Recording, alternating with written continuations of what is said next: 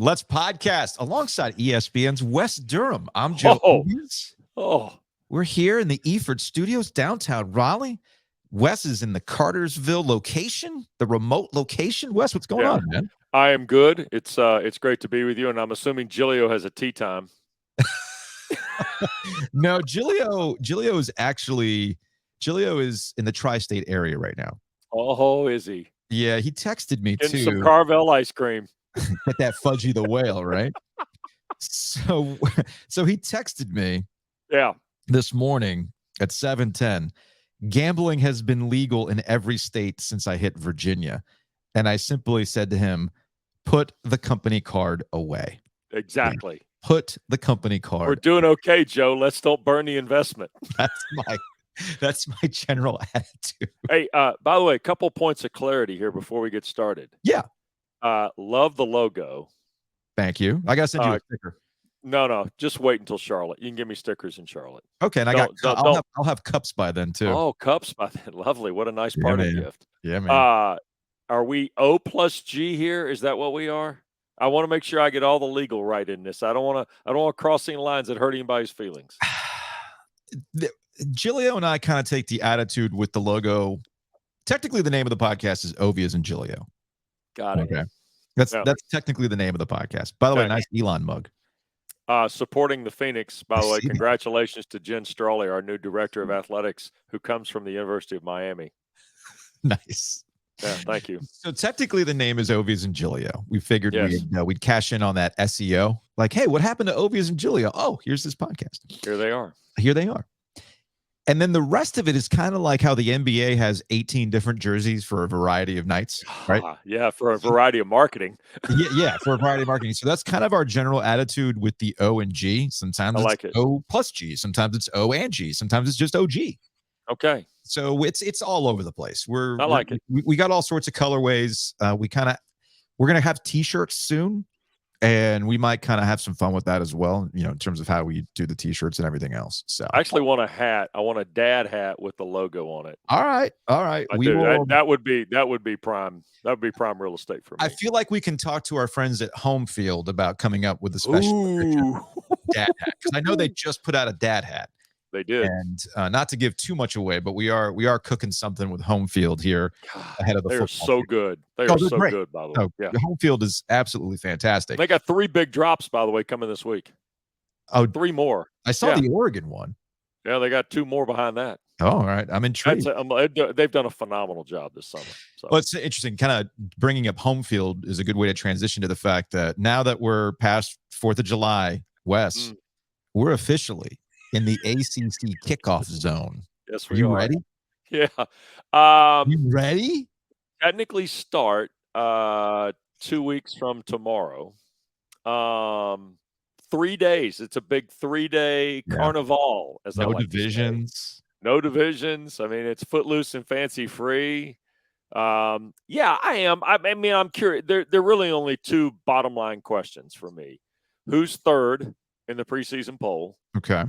And how do we analyze what we used to take for given in the, kind of the back end of the Coastal, which was volatile at best, when we had 6 in 6 years or 7 in 6 years or whatever it was? Or remember the Atlantic, part of the Atlantic used to be just the sacrificial lambs to Clemson and whoever else. So what does that look like now that we've taken down the division walls? So really, the 2 things for me are who's third and who emerges. And I've got some different thoughts about not just third, but really who's going to emerge. And I think, Joe, when you get into it, you've got to look at the conference schedule somebody is playing and what that winning percentage is. Okay. I think Duke is playing uphill. I think Wake Forest is playing uphill because they're playing a tougher conference schedule. Louisville is not. And Louisville's got a guy who is coaching them who, quite frankly, is capable of a flip switch in 23 in Jeff Brom. They've got enough offensive talent. I think they've got enough defensive wherewithal that they can kind of put that together. So I think those are the real 2 issues you got to find out. Who's the team that's going to emerge out of that stack, and then who's third? Because we know it's going to be Clemson, Florida State. Florida State's going to get some first-place votes, but it's going to be Clemson 1, Florida State 2. Who is third? I think that's a terrific question. In Charlotte, And I'm not sure how much we'll get to the answer of it, but we're all going to have to fill out a ballot and submit somebody.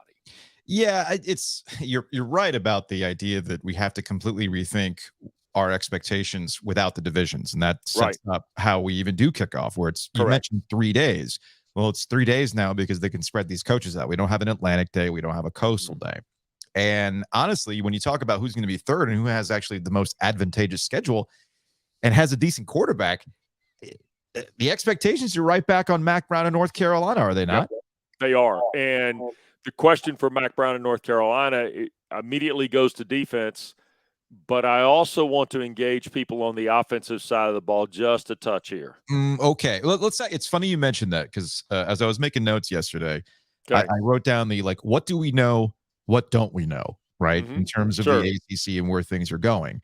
And I jotted down for Carolina, we know Drake May, we know what he's capable of, and we know, but what we don't know is how Chip Lindsey, the new offensive coordinator, is going to take the concepts that work for Phil Longo and the old offensive coordinator and implement more of a commitment to a run. That's what they say. That's what they say they want to do. But we hear coaches in talking season all the time say what they want to do. And my fear is that it's going to be the Drake May show again, having to bail them out from a defense that has been really, really bad under Mac Brown consistently. I get the idea that there's nowhere to go but up from last season, where they were dead last in the ACC in a lot of categories. Right. There's nowhere to go but up. But, I mean, even if you're marginally better, you're still finding yourself in the same situation where a catastrophic run play or a broken down pass play, especially with the secondary that's in flux, is going to put Drake May back in a position where they're going to have to win 65-61. Maybe.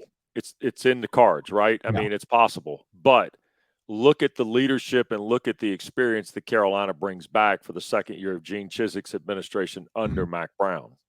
So you can buy in that Carolina will be better in some respect, okay? There are enough playmakers back at all three levels of the defense, I would think, to be improved. Yeah. How much improved against the schedule, Joe, becomes the question. South Carolina, Appalachian State, and Minnesota. I mean, those are three real football teams to start the season. Now, May is a show, but here's the point I'm asking you about where they are offensively. Do we know for sure how good the wide receivers are going to be? I think we do, but we know some players, but we don't know. I mean, Tez Walker, we suspect will be very good, right? Terrific transfer. It's amazing. Kent State has flooded college football with wide receivers this year. It's just what happens in the portal. But JJ Jones comes back. They've got two tight ends that are proven playmakers. And I'll go back to what you said a moment ago about the run game with Chip Lindsey's emphasis on the run game. Now, I know Chip, full disclosure, used to be the head coach at Laster High School in Cobb County, Georgia, then got his coaching career going. Worked for Gus Malzahn at UCF. I think he's a terrific play caller and designer, and I can see why he and Mac Brown have locked up here together on this mission. I think he will showcase Drake May because Chip Lindsey's a smart guy. Okay, that's number one.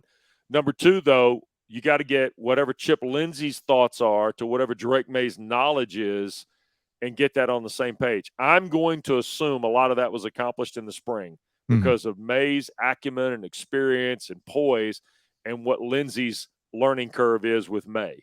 So I think Carolina then comes back to what you said a moment ago, and I think this is a point to investigate in Charlotte, at least dig into a little. How are they going to run the ball?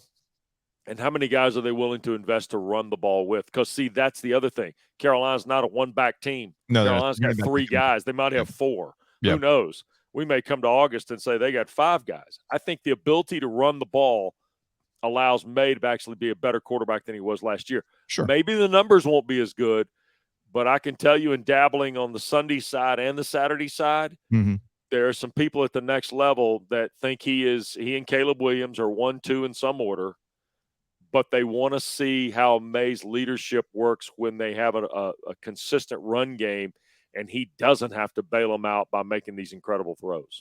The reason why, the biggest reason why, despite all of the question marks around North Carolina, and again, mine continue to go back to the defense. It will always be about the defense. The entire tenure of Mac Brown 2.0 has been about, hey, I trust your quarterback. I don't know. You can have a dynamic offense. I just don't know if you can make stops. Right. And Gene Chizik 1.0, when he was here in North Carolina under Larry Fedora, I thought did a decent enough job with the bend, don't break. We didn't really see that last year. Yeah. And it then comes into the question of, all right, well, is it a talent issue or a scheme issue? Well, we know what Gene Chizik wants to do. We've seen it somewhat work at UNC before. So that gets back to a misevaluation of talent.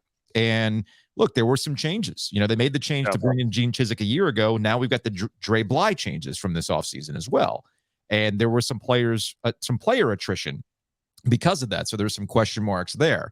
So to me, it always comes back down to, can you stop people, which was an issue for them last year. But the schedule, and this is why I say Carolina is probably best positioned to really talk about that third spot behind Clemson and Florida State in the ACC rankings. Their schedule is so favorable. Yes, you start in a whoa, hold on. What? Favorable early. It's we'll get to that. We'll get to that. So I'm on the football schedules here. If you're watching on YouTube, you can see the schedule ahead of us. So it's South Carolina neutral, but then you're home against App State, Minnesota at home. You play road games, real road games, 4 times at Pitt, at Georgia Tech, at Clemson, at NC State. Just 4 true away games.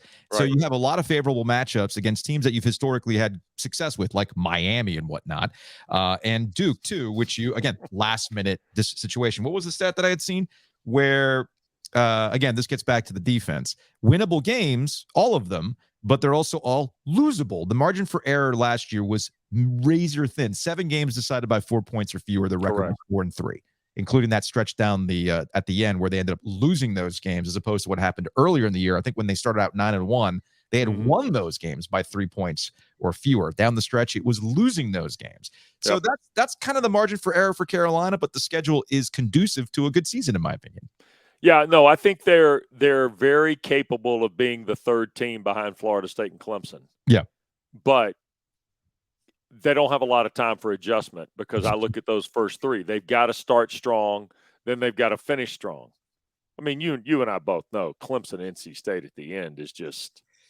I mean, those could be warhead games, Joe. Yeah, you know that. Yeah. There's a reason why Mac Brown was complaining about it this past season when the schedule came out. Well, and he saw it before everybody else did and knew it was coming, and kind of beat us to the press, if you will. Yeah, but here's the thing, and I said it then.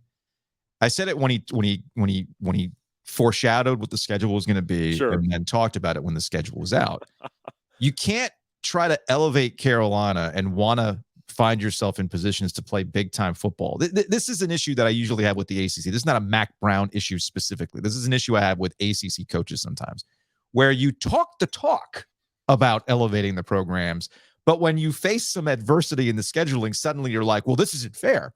Do you think anybody in the SEC cares about fairness when they're talking about their schedule? The good teams, the programs that are actually trying to play for something, will manipulate their schedule by padding a game or 2 before a big one. I mean, there's a reason why Campbell's on North Carolina's schedule later in the season. But I really have little time for coaches that talk about wanting to play for championships and then whining about where their schedule has the more difficult games. You should be playing your best football at that time of the year. You should be, that'll be a better measure of where you're at the end of the season than at the beginning of the season. I agree with that, and I think it's also part of the reason that these 2 leagues that you just mentioned are still playing 8 games. Yeah. It's going to change, though, right? And have all the reasons to be playing 9, but are still only playing 8. TV will dictate that further, though. A checkbook will dictate. Yes, I was going to say there is money considerations for the SEC to eventually go to 9 because that's what people want to see. Sure, same in this league. Yeah, absolutely. That is true. Now, I caught something really quick before we move on. You said Florida State, Clemson. Are you tipping your hand? No, I'm not. Okay. I'm voting Clemson won Florida State too. Okay. I'm just going to tell you there are going to be people that are going to tell you that Florida State's going to win the league. I think Florida State could win the league. Yeah. But I also see it's a 44 question for me, not a 22 question. All right. The old coaching adage, you're only as good as your second line guys, right? Sure. And George O'Leary taught me to think of football teams in 44s and not 22s. And I think Clemson's 44 is really good. I think Florida State's 44 is not as good as Clemson's. Gotcha. Now, at some places, Florida State's 1 is better than Clemson's 1. Like I'll tell you, quarterback. Right now, Jordan Travis is a better player than Cade Klubnik. Mm-hmm. Running back, Will Shipley, Trey Benson. It's a push at times. I love Will Shipley, but I think Trey Benson had a monster season. Mm-hmm. The other thing I would say this is too, I'm looking at Florida State's offensive line. Florida State's offensive line pretty good. Clemson's the last couple of years, we're just not quite sure. Yeah, I got to see I got to see what Garrett Riley's all about when it comes to Clemson's offense, and then maybe I'll be able to push a little harder on the Tigers' lead on the. Because I'll tell you this now, the one thing I do know about Clemson, boys on the other side of the ball are going to be real football players. Yes, and I feel like what we've seen out of Clemson is not the prettiest of Clemson football. We're years removed from, the Trevor Lawrence, Deshaun Watson, et cetera, right? With some dudes at the wide receiver position. That's something if Giglio were here. Cole Stout, Taj Boyd, that kind of. Yeah, all those guys. Taj Boyd. Cole, oh, man. I forgot about him. Anyway, so the point being, if Giglio were here, he'd be screaming about how they used to have wide receivers. Like, that made things a hell of a lot easier. Right now, the most dynamic skill position player would be Will Shipley. At this point, we don't know about everybody else, but I do feel that in the last couple of years, Clemson, I feel like this past season for Clemson was all right, you had your chance. Let's reestablish ourselves. They won the league again. Now, mind you, they didn't go to the college football playoff, but they won the league again. So there was a small goal that was achieved for Dabo. You had your time. True. It didn't happen. Now we're taking our corners back. And I feel that Dabo used to talk about how they were going to be doing things differently. It's not lost on me that they actually changed up their offensive coordinator and they've started to get into the transfer portal, things that they didn't necessarily want to do. I think Dabo understands if they're trying to keep up with the Joneses, they have to act like everybody else, and they can do it in a way that the rest of the ACC cannot. I agree with that, but he's being chased now by a guy who has been very much in the portal. Mm-hmm. And in Mike Norvell. Yeah. And I think and this goes kind of to some of the other things we talk about. I think the biggest commodity the ACC has right now is its coaching. Mm-hmm. I think there's really good football coaching going on in this league. It's recognized by those of us that cover it. Some of it is brand new, relatively speaking, in Norvell. Some of it is a decade old. Dave Doran, Dave Clawson. I think Mike Elko is going to be a very good coach in this league. I think Jeff Hafley had terrific success early and has been bitten by injuries and all sorts of things the last 2 years. I think Jeff Hafley is a terrific coach. But in my opinion, Narduzzi, Doran, Clawson are setting a bar for future success of the ACC across the board that Sweeney already set, Mac Brown has achieved, obviously, in his great career, and ones for Brent Pry and Tony Elliott and Jeff Brom and these other guys to play up to as they grow their programs, too. Mm-hmm. Housekeeping. So you don't want me to mail you a sticker? No, I want it in Charlotte. I want a social media moment. I'll be presented the sticker. By the way, I've already received my first NIL from the OVIES and Giglio podcast. Very excited about that. Enjoy the coffee. Don't worry. It's right here. Yes. Hey, look, we have a budget. We're not going to there's only so many freebies and favors we can ask for. It's my first NIL. I love it. Awesome. Yeah. So we if you emailed me about stickers, I put in the next batch of stickers in the mail today. I already ran out of stickers. So I underestimated demand. So I went ahead and I just bought like 200 stickers over the weekend. I'll expense that. And we'll be getting those out as soon as possible. Meanwhile, Giglio's burning the company card on the mobile betting going up to the tri-state. Yeah, no, that's a problem. That's a problem. He should be doing these things. Well, he bets the home run derby tonight. He probably will. There's no question. Yeah, he probably will. He probably will. Okay. Yeah, no. Now, look, if you wanted to use the company card and go get some signature steak tips at the Butcher's Market, then I'm all about it. So shout out to the Butcher's Market. They got locations across the triangle. It's gross outside, but summer's still rolling on, and you want to go out there and you want to grill, and the Butcher's Market has what you need. But maybe you're like, you know what? It's been rainy. I don't have time to grill, but I still want to check out the Butcher's Market. They got prepared meals, a lot of great sides, and the sandwiches are good too. So drop on by for lunch and get you a sandwich from the Butcher's Market. And shout out to Breeze Through. Giglio's got, so we had tumblers at one point, Wes. We can't afford tumblers right now, which is fine, which is why I got plastic stadium cups to give away. But Breeze Through has these amazing tumblers. I'm not going to reach across the table in Joe's position here, but he's got the tumbler right there that has lifetime refills that comes with the tumbler. We're cooking up ways to give away our own versions of these tumblers to listeners in a mixtape remix type thing. And so be on the lookout for that. In the meantime, drop on by Breeze Through throughout North Carolina. It is prime summer season for concerts at Walnut Creek. They got a Breeze Through just outside there. So pick up some last minute drinks, ice, food, snacks, etc. Hydrate too. Get those bottles of water. I'm going to be in the Old North State this week. I'm going to be looking for a Breeze Through. I heard a rumor yesterday that you were going to be in town. I'm going to be around town. You're going to be around town. Okay. I'm going to be around. Well, let me put it this way. I'll be in Charlotte. I'll be in the Triad. I'll be in the Sand Hills. All right. I'll be north of Wilmington perhaps later this week for a few days. When you say Sand Hills, I'm assuming golf is involved. Come on. Okay. Yes. How much golf have you taken in this summer? A lot. Not as much as I want, but a lot. When you say not as much as you want. My goal every year is to play my own ball 50 or more times. Okay. I got a chance to hit that number this year. Now, do you have a home course? I don't belong to a club anymore. That changed when we launched the network and I was living in two places. Mm-hmm. But I do play twice a week with a bunch of guys who I've gotten to know in Cartersville and areas in Northwest Georgia, and we play every Saturday. We play typically Saturdays and Sundays, or sometimes we play Friday, Saturday. Okay. Man of my age has a hard time playing 3 days in a row in the heat. Doesn't stop Giglio and his bad neck. Yeah, I'd like to see him in that brace playing golf. That'd be fun to watch. He's got his home course, so he can just do it whenever he wants in the afternoon. Yeah, he's talked about us playing. We need to do that at some point. Let's do it. You've actually never experienced golf with me. No, I haven't. And right now I'm trying to stay away from it.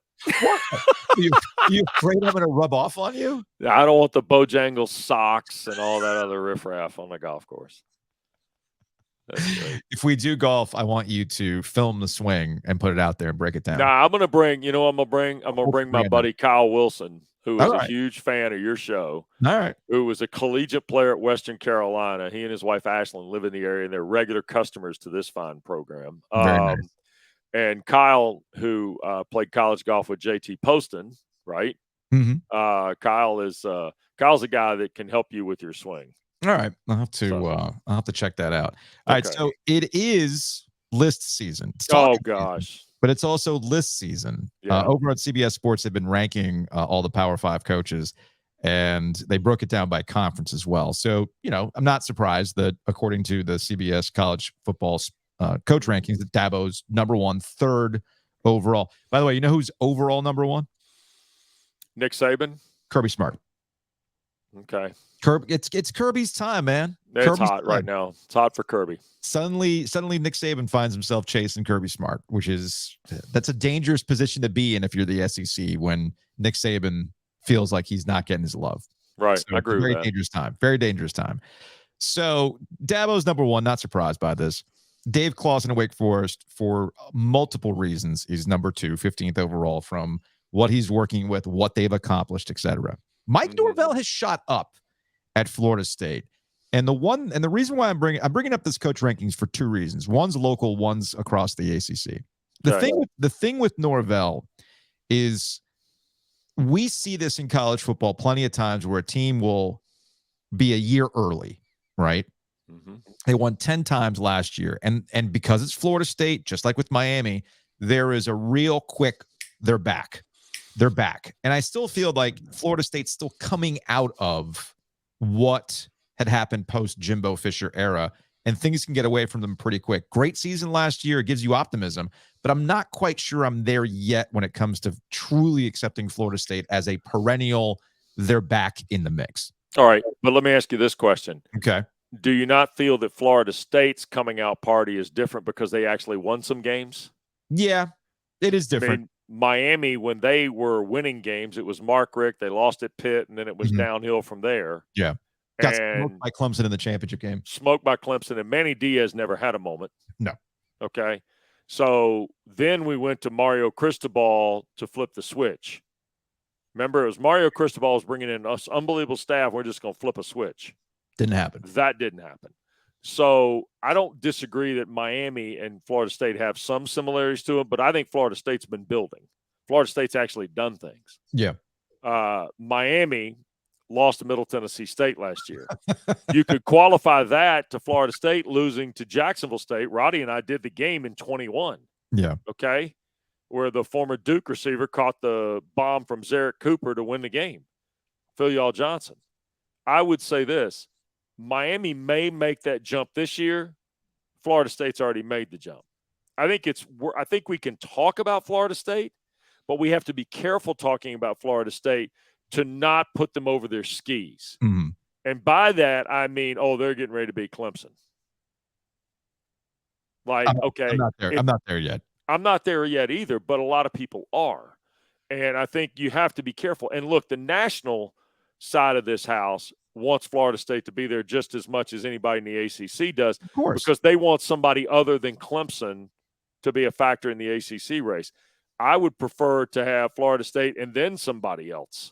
Can we have 3 teams in this mix and maybe get it to mid-November where we've got real discussions and real enlightenment and all sorts of things going on? Those last 2 games we talked about with Carolina, wouldn't it be good if those were like title fights going down the stretch in the ACC? Yeah, absolutely. Sure it would, because it would help this league. That's another thing, too, getting back to the start of this conversation with North Carolina, why it's beneficial for the ACC for North Carolina to actually be good and have those stakes going into the Clemson game. They have a very likable coach in Mac Brown, and they have a NFL quarterback prospect, no question, in Drake May, which gets us to the other portion of this coaching rank. They got Mac Brown at number 4, ahead of Dave Doeren at NC State at number 5. If you're listening on the podcast, you're not watching it on YouTube, here's what the CBS Sports rank of Mac Brown says. It's hard to assess where things really stand with modern Mac Brown. He is one of the few active coaches with the national championship to his name, and he has a Heisman Trophy candidate in Drake May leading his offense at quarterback. The Tar Heels have even made it to the ACC championship game last season, their first appearance is 2015. But that came after a 4-game skid to end the regular season, including a loss to 4-win Georgia Tech that had an interim coach. North Carolina's defense looked hapless at times, and Brown's decision to stick with defensive coordinator Gene Chizik seems questionable. Although I disagree with that. The unit's improvement determines North Carolina's ceiling. I do agree with that. What I do have a problem with is that they've got Dave Doeren behind Mac Brown, and yes, there's an ACC championship appearance in there, but that goes back to divisions, and somebody has to represent the Coastal Division. I'm simply going on results at this point. And so far, including the last 2 seasons where Dave Doeren had 5 different quarterbacks and 5 different wins, including the last one there with Ben Finley against North Carolina, I would say that Dave Doeren's probably doing a better job with what he's got at NC State versus what they've been doing at North Carolina and the results to go with it. Well, and let's go facts here. We talked about this earlier. Dave Doeren, Dave Clawson have built programs. They're decade plus in now.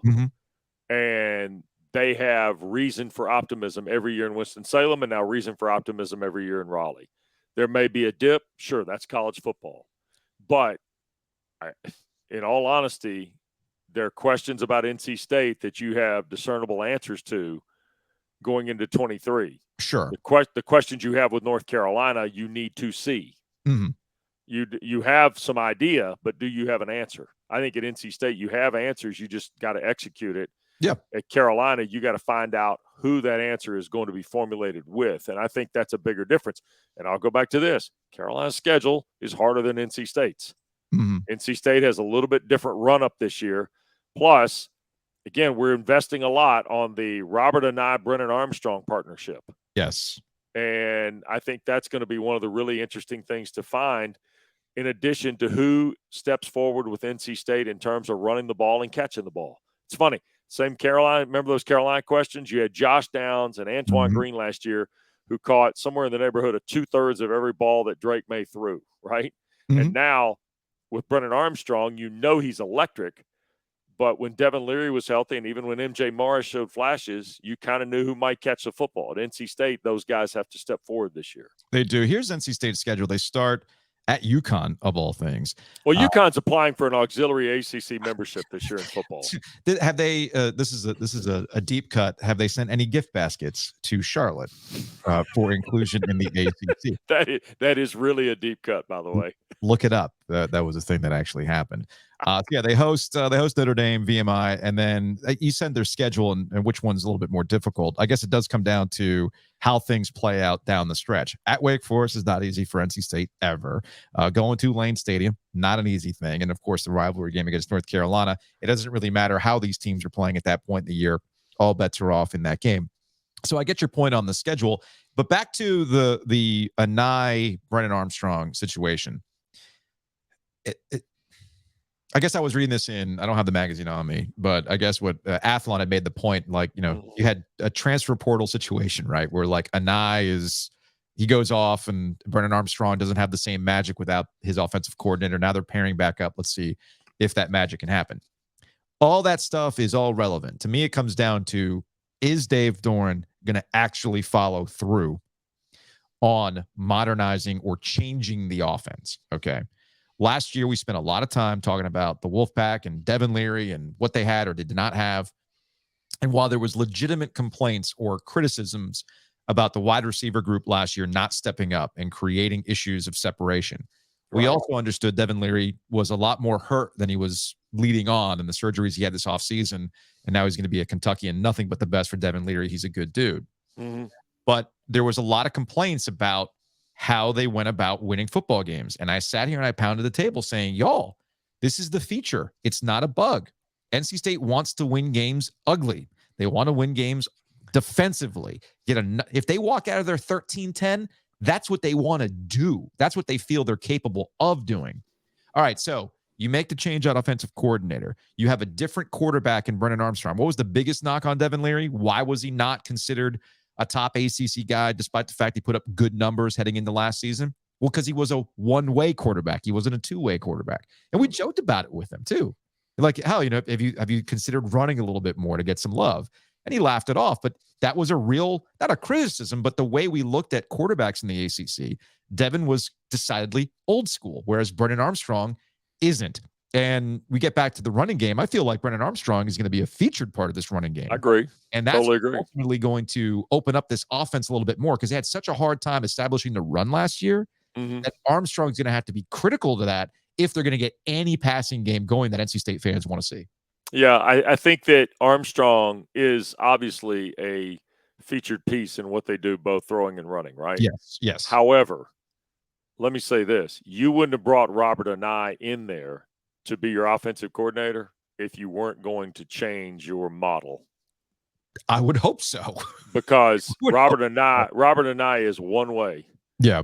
There's a lot of 11 personnel, and he will move guys all over the place. And you know this from his Virginia days. And Tony Elliott, tried to adapt some of that last year. Yeah. It just didn't quite take. And Des Kitchings was there, and Tony and Des were familiar with a lot of different things together. But the Keaton Thompson, we haven't seen who the Keaton Thompson at NC State is this year. There'll be somebody that'll be like Keaton Thompson. And the tight ends will play much bigger roles, much more pronounced roles. I think NC State's going to be fine offensively. Here's the secret sauce for NC State. In my mind, everybody talks about who they don't have on defense, but look at who played last year in backup support roles and played a lot of football that is on that roster. Mm-hmm. That, to me, is the part of NC State now that you actually have some investment in long-term, where no matter how many guys, they lose 8 starters in a year, Joe, you don't feel as bad about it because they have played with depth now. And that's kind of goes back to our Florida State Clemson discussion. The guys that Clemson replaces guys with have played. Mm-hmm. The guys that Florida State is replacing guys with and backups, I don't know how much they've played. At Clemson, at NC State, to a degree, even with Carolina defensively. Mm-hmm. And it's one of the reasons I would be a little bullish on Louisville emerging here, because I think Louisville's got guys that have played. It's going to be interesting to see how big a factor that is as we get going in this season, because I think it's a game changer for 2 or 3 schools, to be honest with you. Move on. Big shout out to we're in the ACC kickoff zone, right? So you know what that means, Wes. Oh yeah, Oak City Sports Cards. We need a bit to take the ACC kickoff. So we're actually going to go to Oak City Sports Cards, and we're going to pull some things, basically an old Deadspin, let's remember some dudes. Yeah. But I feel like with the players, my my angle is because they do Pokemon cards at Oak City Sports Cards too. Oh, I feel like we can get some Pokemon cards taken to the players and be like, all right, when you go through this pack, who was your Pokemon? Like, what was your move? And I'm guessing there's got to be one guy we run into that will absolutely break down Pokemon ratings. That might be, yeah. Yeah, you're going to find one. There'll be one at least. There will be one. It'd be amazing if we found a coach who could do that. But I have my doubts that a coach is going to be able to break down some Pokemon. I saw where a Pete Maravich tall boy Fleer went for a bunch of money last week. Oh, geez, I didn't see that. Yeah, a Pete Maravich tall boy Fleer card went for a bunch of money. Okay. So if you could pull a tall boy, I don't care who it is, as a player from the Oak City crowd, that'd be good. I'd like to see the tall boy cards. Those are cool. Most importantly, you go to Oak City to get your cards graded. So let's say you do have a Pete Maravich. You don't know how much it's worth. So take it to Oak City. They'll get it graded. Also, shout out to Mosquito Authority and Pest Authority. We've reached that gross time of the summer with the storms. That moisture leads to mosquitoes. You can help keep those mosquitoes to a minimum with Mosquito Authority. They come out, they treat your yard, and that way you can not get swamped like my backyard used to get before Mosquito Authority. And of course, with Pest Authority, they can take care of all your household needs as well. So shout out to Mosquito Authority and Pest Authority. When do you start making your cards, Wes? Cards are done a little differently these days. Yeah.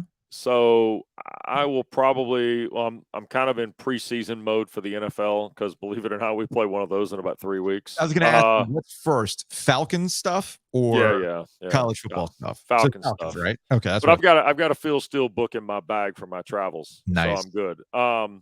Nice.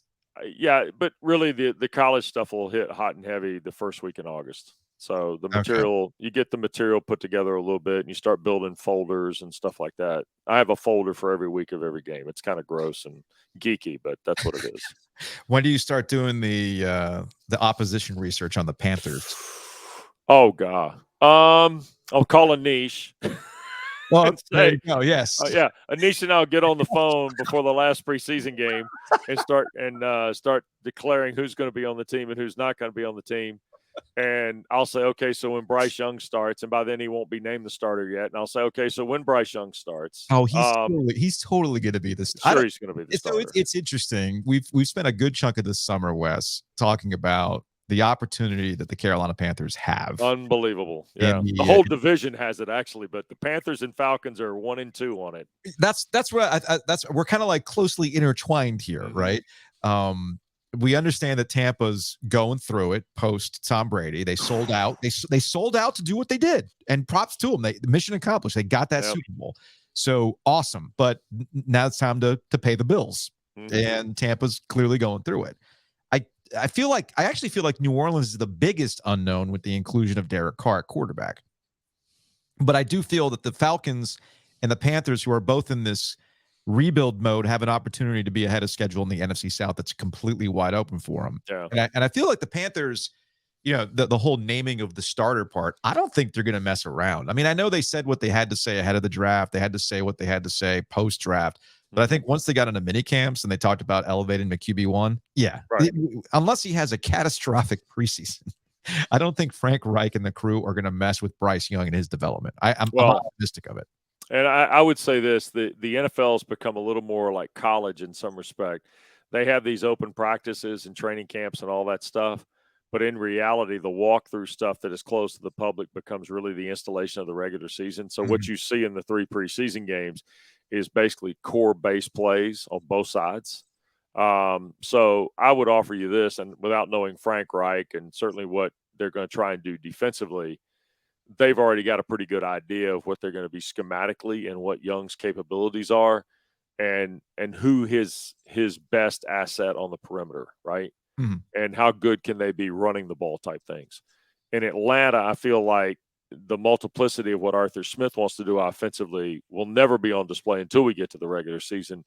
But you can already kind of see the tiering of the packages, the 2 tight ends, the 1 tight end, 4 receiver, Bijan Robinson in a 2-back set, Bijan Robinson in a 1-back set, whatever the case may be. And I think that's what the NFL, you hear all the time, it's about matchups, and that's true. Yeah. The reason it's about matchups, though, is you got to get a guy to a point where he commits his hand to something. That's why huddle late, subs late, all that stuff in the NFL, the gamesmanship of the packaging is the real difference, I think, sometimes in winning and losing. Not having a proper 2-minute drill at the end of games if you're a Matt Rule-led Panthers team. Yeah, that's that sort of thing.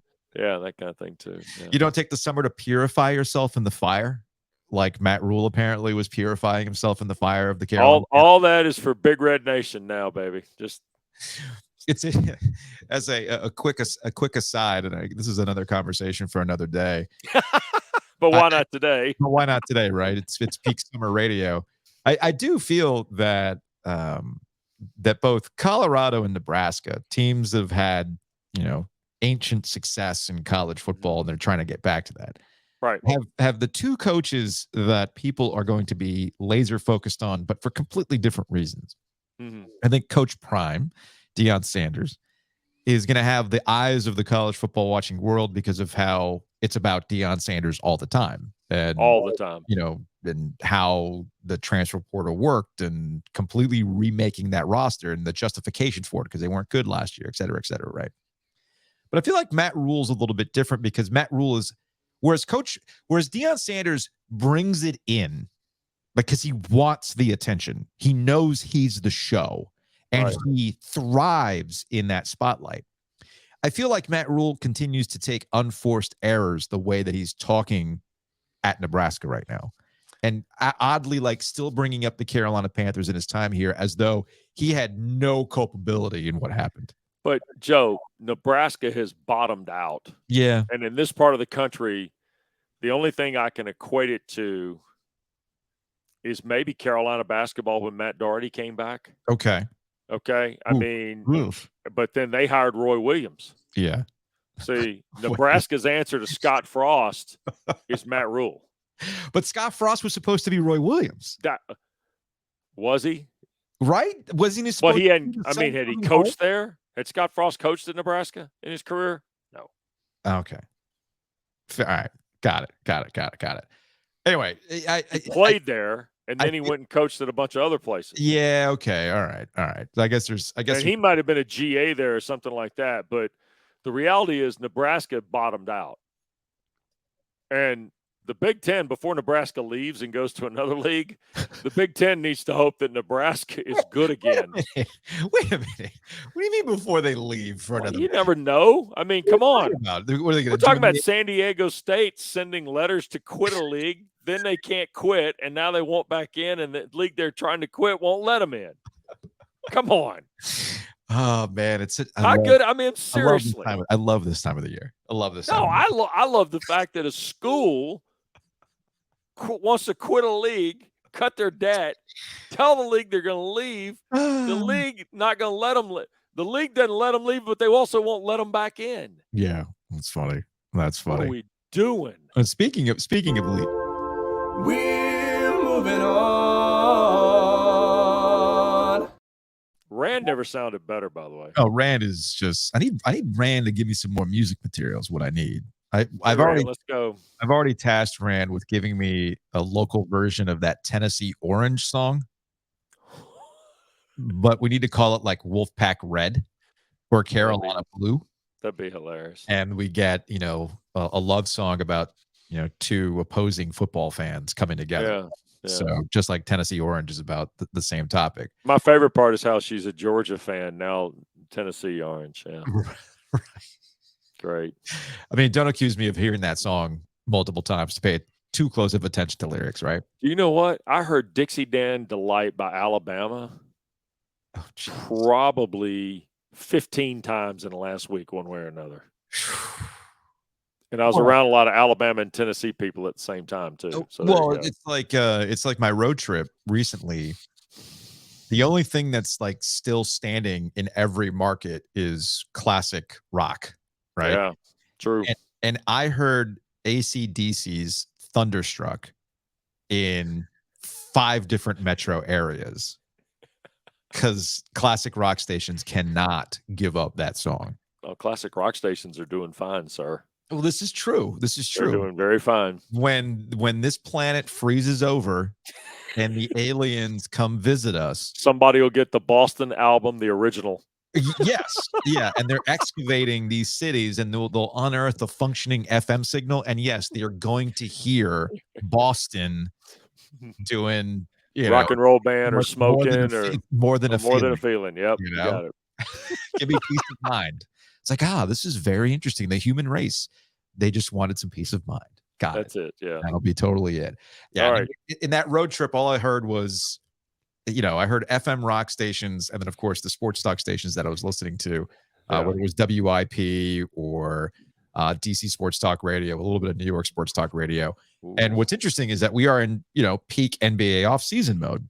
Yes. And the NBA this past weekend finally unveiled the long marinating in-season tournament. Right. And I find that the in-season tournament is a missed opportunity. I get what they're trying to do starting in November by grouping these teams into pods, and they'll get out of the group stage into a knockout stage. They'll go to Vegas for a championship. They've got a new trophy, and there will be a lot of money dispersed for the winners. But am I crazy to have wanted a much more European-style open tournament that would have involved entities outside of the NBA? Am I crazy to want a G League team or one of these select teams, an overtime elite team, to enter into this tournament just to see? Who's to say that we didn't get a Duke or a Carolina? Hubert Davis didn't want to go to the NCAA tournament, but would he have wanted to go to an in-season tournament with his group and see how that would play out? To play Sacramento or somebody like that. Right, because I truly believe this.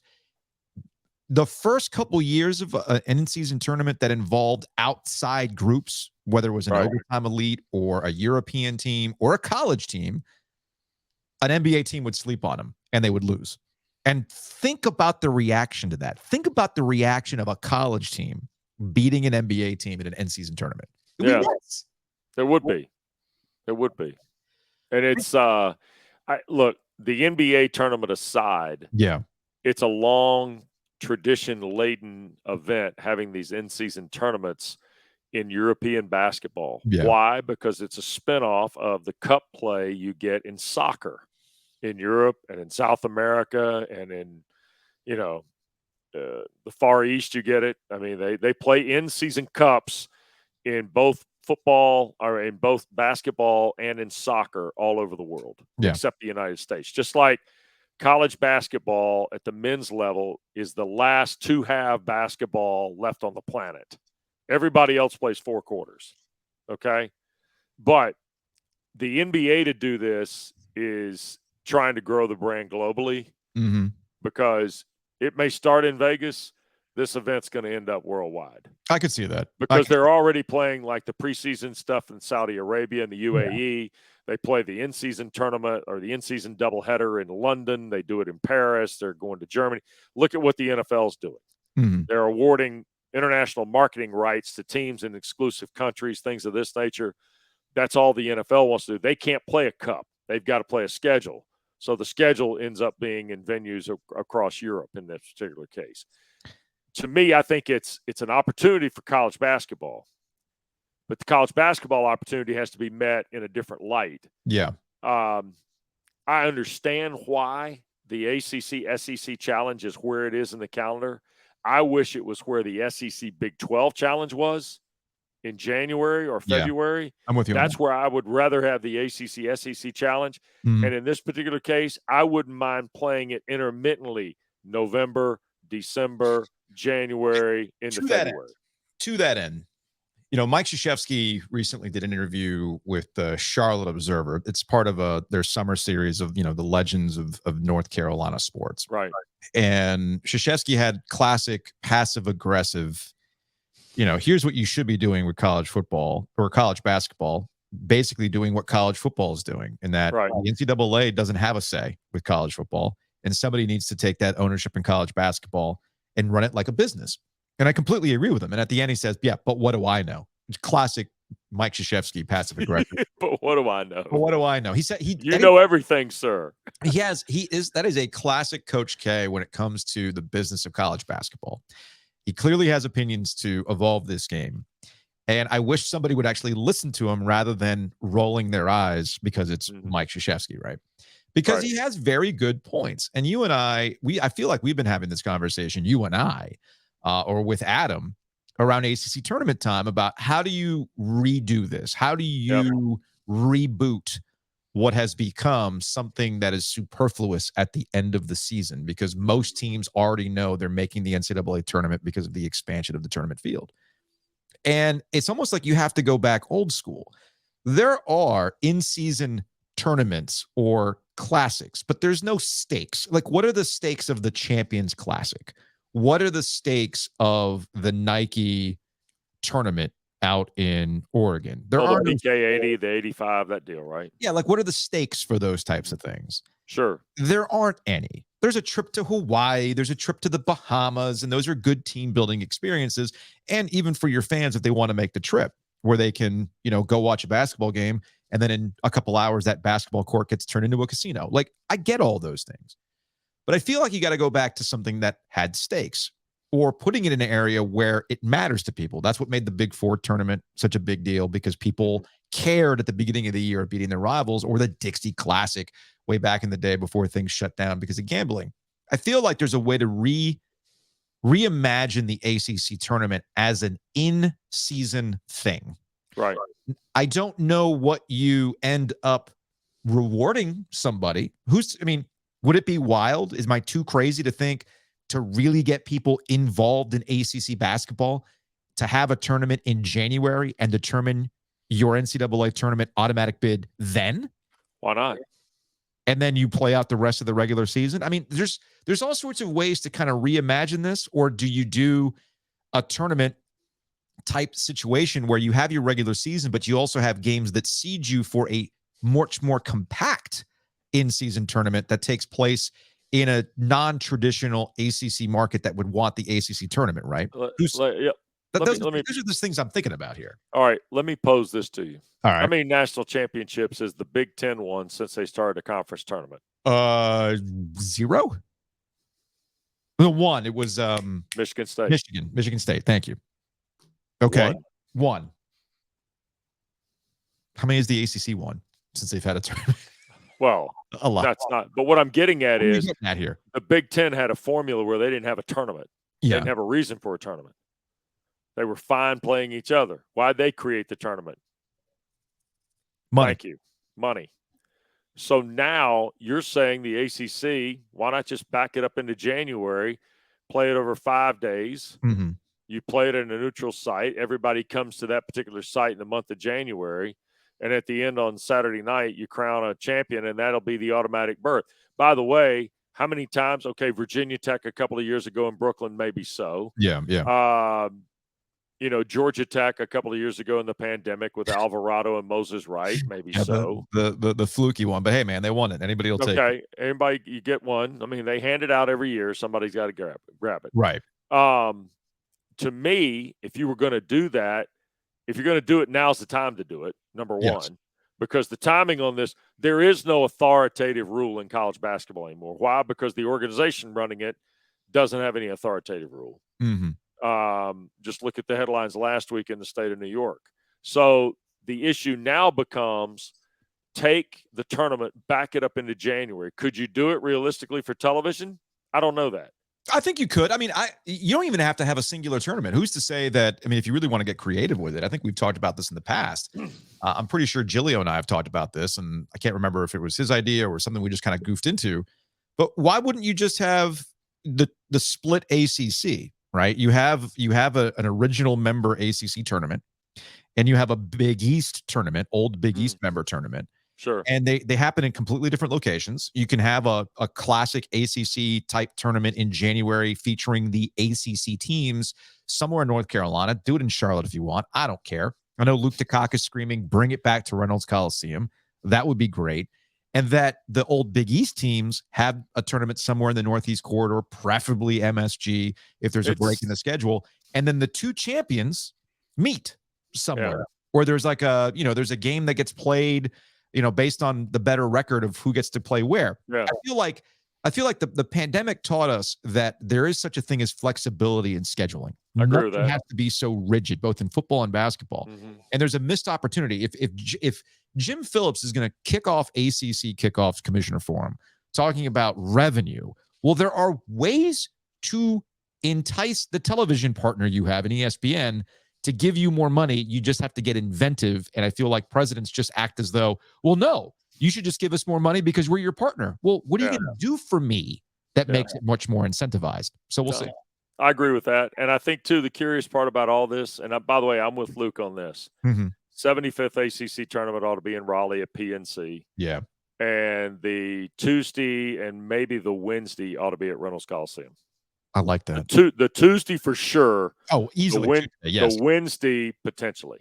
I like that idea. I'll leave that on that table there. What's up next? What's up next? We'll get to some Hey Joe questions here in a little bit, but we want to shout out Hometown Realty. Check them out online, myhtr.com.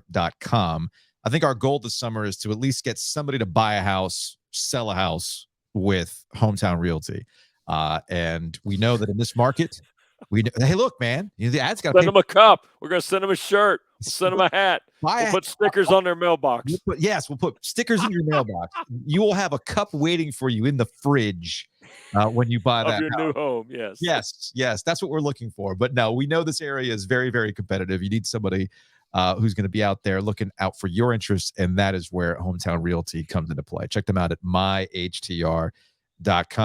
And I don't know, we're sitting here cooking up new contracts for the ACC. Maybe Whitaker and Hamer, they've looked at the original grant of rights. I heard that interview. That was really good. We're trying to get to the bottom of the updated grant of rights, which apparently nobody has seen. But in the meantime, if you need somebody to hammer out some contracts for you, take care of your legal issues, Whitaker and Hamer's got you. They got locations across North Carolina. Check them out online at wh.lawyer. Again, that's wh.lawyer. And hey, shout out to NEW, Network for Entrepreneurs in Wilmington, newilm.com. Jim Roberts, who we've chatted with here on this podcast, is singularly focused on making sure that those that are looking to start up, those who are interested in the area that promotes growth of the business and networking. Right now, Wilmington is not just one of the hottest places in the state, it's actually one of the hottest places in the country. They've got an event coming up on July 13th. So you can go to newilm.com. This seminar that's taking place on the 13th is about media, startups, taking advantage of it, interviews, making sure that these things happen in a marketing sense to better get your message out for what you're doing as a business. So again, big shout out to Jim over at Network for Entrepreneurs in Wilmington. Ready to answer some Hey Joe questions, Wes? Let's go. Let's do it. Shout out to Oakwood Pizza Box. Check them out online at oakwoodpizzabox.com. All right, let's get to Mike on Twitter. Hey, Joe, can we discuss grocery store self-checkout etiquette? Should the 10 items or less mindset apply? That's a good question. I tend not to do the self-checkout because it's not so much that it's 10 people. I feel like the issue, Wes, is that folks suddenly get stopped up at the actual checkout process, like how to pay. That ends up like then something that the light goes on and somebody has to come over and help them. We got to validate the beer, got to validate the alcohol. Or worse, you get vegetables or fruit and you can't the code number. You don't know the code. You can't whereas the person who's working at the checkout register knows the code by heart. So if you need 3 bell peppers, well, they can just boop, boop, boop. It's done rather than searching for bell. And then that always happens with me with onions. I'm like, well, where's the red onion? They have the white onion. They got the yellow onion, but I'm buying a red onion. Where's the red onion, Wes? So these are all issues you have to deal with. I would say the conventional cashier mode is preferable. Yeah, I'm with you on that. I'm with you on that. All right, let's go to Alex on Twitter. What's the best and worst case scenario for the ACC next year? In football? Yeah. The best case scenario is in mid-November, you got 4 teams in the top 15. Okay. That's the best case scenario. You're going to lose one in mid-November. You might lose one in another one late November, but you're going to end up then with a potential top 10 ACC championship game, which would almost, I think, assure one to the CFP and one to the New Year's Six. Mm-hmm. If the ACC were to get 2 in the last year of the conventional CFP before we get to the expanded field, I think that would be a very, very good thing for the following year. Absolutely. I have a galaxy brain worst case scenario for the ACC in that it ends up being a pretty solid year for the league, and they've got teams in the top 10, teams in the top 15, but none of them are in the top 4. Yeah, you have a 1-loss team and you have 5 2-loss teams, right? Or 4 2-loss teams. Like, we can all objectively say, man, it was a good season of football for the ACC, and it'll be killed nationally. It'll be just killed because they didn't. Well, it's going to be killed. Let me tell you this: it's going to be killed in September if it doesn't go well. Oh, if North Carolina loses to South Carolina, A&M beats Miami, LSU beats Florida State. Minnesota beats Carolina. Oh, the ACC's out of it. They're done. Out of it. They're out of it. And it's get ready. I bring this up because I feel like it kind of ties into the conversation we had last week with the passing of Dick Sheridan, the old NC State coach. And that, Giglio and I kind of got caught up in the nostalgia of what college football used to be. Right. Not just in this area, but in general, where you could win 8 times, 9 times in an 11-game season, go to the Peach Bowl, and everybody's happy. Yep. Right? And I feel like the ACC might find itself in a situation where you have a lot of programs that should be happy with the year and a good bowl game, but because there's no college football contender, it's now suddenly, it's a terrible, terrible season of ACC football. Were you entertained? Did you have some good wins? Did you beat your rival? Did you that's how it should be for like 98% of college football programs, but the college football playoff has completely morphed that into the beast that we have today. Yeah, it's a machine. And the expanded playoff, this is a big year for the ACC in terms of groundwork for the expanded playoff. Mm-hmm. Kind of show your value. I would also say big year for the Big 12, big year for the Pac-12 in that light too. Yeah. We'll get out of here on this from Ed Tech Caniac. Hey, Joe, let's say the Canes partner with Sportsbook X. Is this a question or a dissertation? I'm not quite sure. Let's play this out. That means that NC State would have to agree, right? Would that mean that the Canes and State would share ad revenue and so on? I'm wondering about the pragmatic aspects of what this means for revenues and partnerships. That is a great question as we get ready for our new world of legalized sports wagering in the state of North Carolina. Is that Canes like a sports book within PNC Arena? So I feel like there are some questions that I don't know the answer to. And this actually is a very good question because I don't know the parameters of it. I think there's a couple of things going on. There's the official sports book of PNC Arena and who manages the sports book inside the arena, the lounge, if you will. Mm-hmm. And that is a Centennial Authority situation. Which is not NC State, right? Which is, it's the partnership. Right. Right. Yeah. And I would imagine that NC State, because they share the building, would get.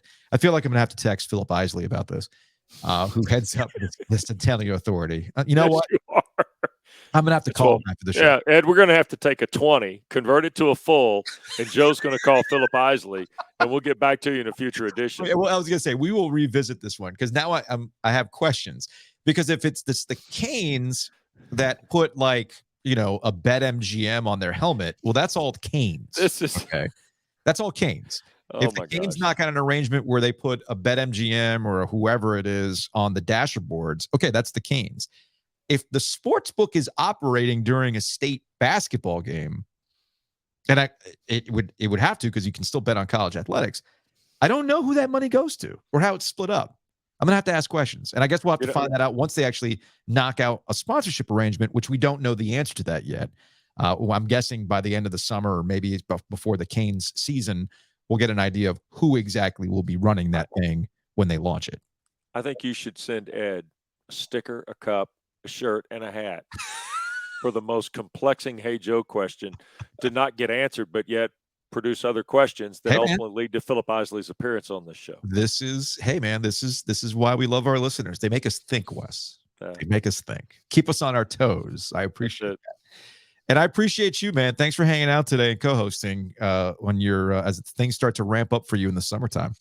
If it weren't for the NIL opportunity to be a part of the OVIES and Giglio, I would not be doing this.